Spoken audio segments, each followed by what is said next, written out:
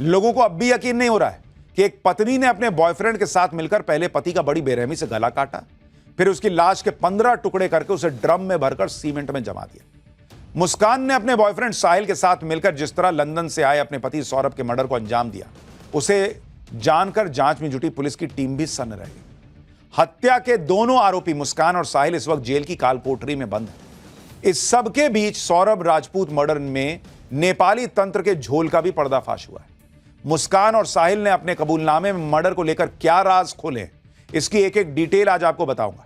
साथ ही पहली बार वो कमरा दिखाऊंगा, उस कमरे का वीडियो दिखाऊंगा जो बताएगा सौरभ के शव के 15 टुकड़े कैसे हुए हों। लेकिन पहले इस मर्डर मिस्ट्री पर हो रहे खुलासों की एक झलक देखिए।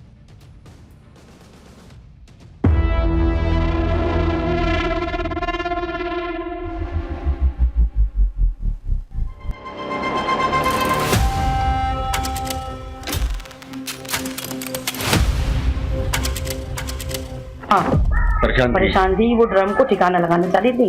अच्छा। लेकिन लगा नहीं पाई। ख्वाहिशें देखी, इन्होंने पंचमुंडी या फिर उल्लू साधना की है।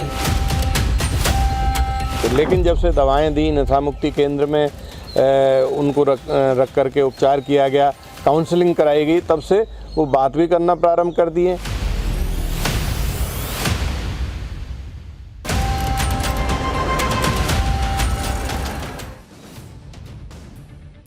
जिस सौरभ हत्याकांड ने पूरे देश को सकते में डाल दिया, उस हत्याकांड का पहली बार उस कमरे का वीडियो सामने आया जिसमें सौरभ राजपूत की बेरहमी से हत्या की गई।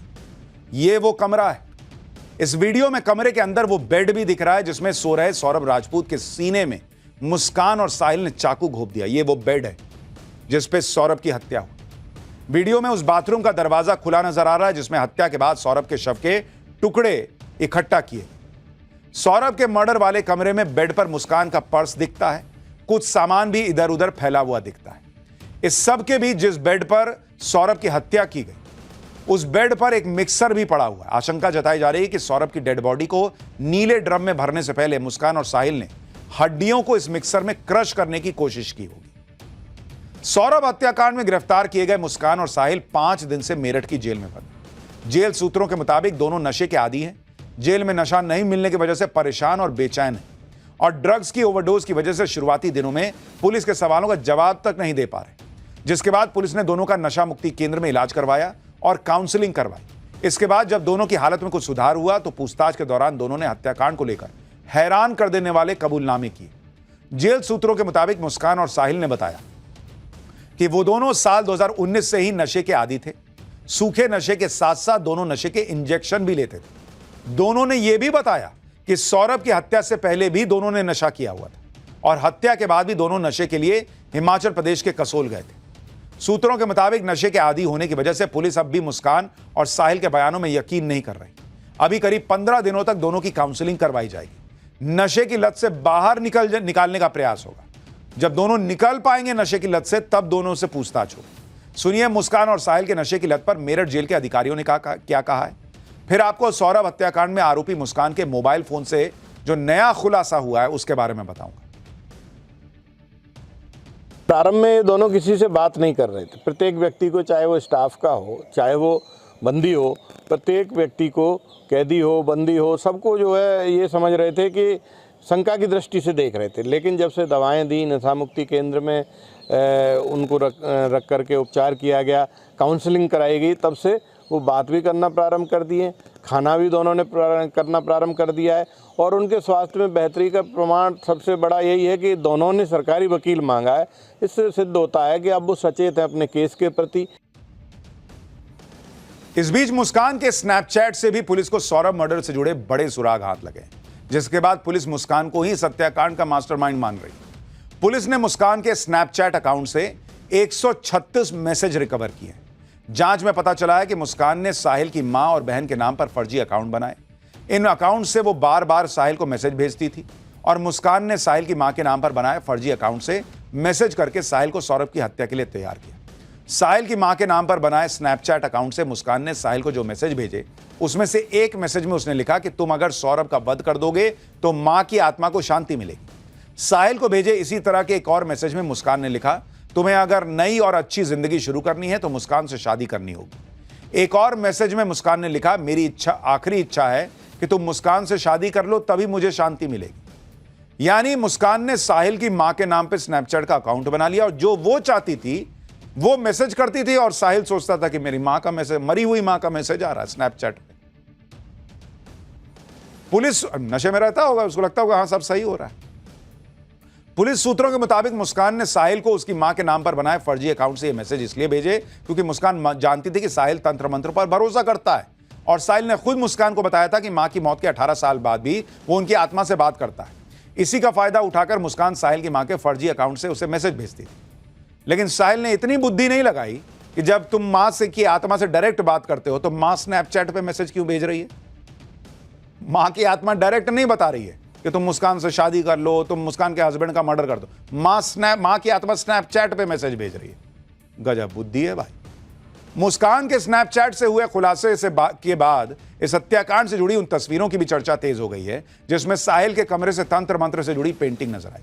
इस पेंटिंग में दीवार पर एक बड़ा सा उल्लू भी बनाया हुआ दिखाई दे रहा है जिसके सिर पर सींग बने हुए नजर आ रहे हैं। उल्लू के सिर के पास से तंत्र मंत्र से जुड़ी या कोई यंत्र जैसी तस्वीर दिखाई दे रही है। तंत्र मंत्र को जानने वाले लोगों ने साहिल के कमरे से मिली इन तस्वीरों को डिकोड किया और पक्के यकीन के साथ दावा किया जा रहा है कि सौरभ की हत्या कोई सामान्य मर्डर नहीं है बल्कि यह तंत्र मंत्र से जुड़ी हुई हत्या है। कहा जा रहा है कि इसका नेपाल की तंत्र साधना से गहरा कनेक्शन है। इस तंत्र साधना में उल्लू का मतलब धन की प्राप्ति से है और उल्लू के द्वारा तंत्र क्रिया बहुत आसान और उपयुक्त मानी जाती है। तंत्र मंत्र के जानकारों के मुताबिक इसके लिए होली, दिवाली या फिर ग्रहण वाले दिन सबसे अच्छे माने जाते हैं और इस बार होली के साथ ही चंद्र ग्रहण का भी संयोग था। हालांकि हमारी सलाह होगी ऐसे तंत्र मंत्र जैसी चीजों पर विश्वास ना कीजिए, सामान्य जीवन जिए भाई, ये सब चक्कर में ना पड़िए। हालांकि होली और ग्रहण एक साथ होने का संयोग भी सौरभ हत्याकांड में तंत्र साधना की थ्योरी की तरफ इशारा कर रहा है।